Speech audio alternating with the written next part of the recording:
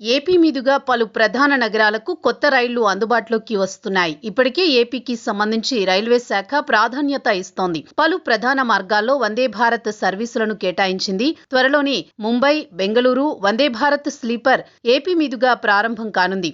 ఇదే సమయంలో కాకినాడ నుంచి ఢిల్లీ, వారణాసి, త్రివేంద్రంకు కొత్త రైలు సర్వీసులు ప్రారంభంపైన అధికారికంగా నిర్ణయం వెలువడే అవకాశం ఉంది. కాగా కాకినాడ నుంచి మైసూరుకు కొత్త రైలు ప్రారంభించారు. ఏపీ నుంచి కొత్తగా ప్రధాన నగరాలకు పలు రైలు సర్వీసులు ప్రారంభం కానున్నాయి. అందులో భాగంగా కాకినాడ నుంచి మైసూరుకు వెళ్లే రైలును కాకినాడ పార్లమెంటు సభ్యుడు తంగెళ్ల ఉదయ్ శ్రీనివాస్ జెండా ఊపి ప్రారంభించారు. ఈ రైలు కాకినాడ టౌన్ రైల్వే స్టేషన్ నుండి సోమ, శుక్రవారాల్లో ఉదయం 9 గంటలకు బయలుదేరి వెళుతుంది. ఈ రైలు ప్రయాణం వల్ల ఎంతో మందికి ఉపయోగంగా ఉంటుందని ఎంపీ తంగెళ్ల ఉదయ్ చెప్పారు. ఈ ప్రయాణం రైతులకు, తల్లిదండ్రులకు ఎంతో ఉపయోగకరంగా ఉంటుందన్నారు.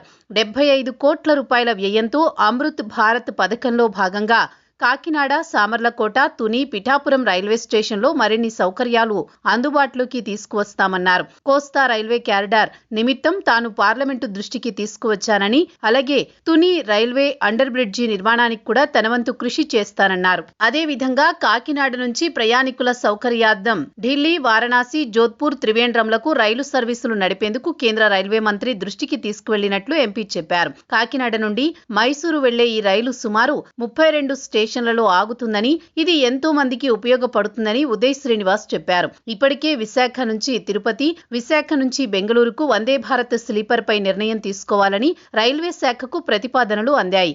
కాగా త్వరలో విశాఖ నుంచి తిరుపతికి అమృత్ భారత్ ప్రకటించే అవకాశం ఉందని తెలుస్తోంది.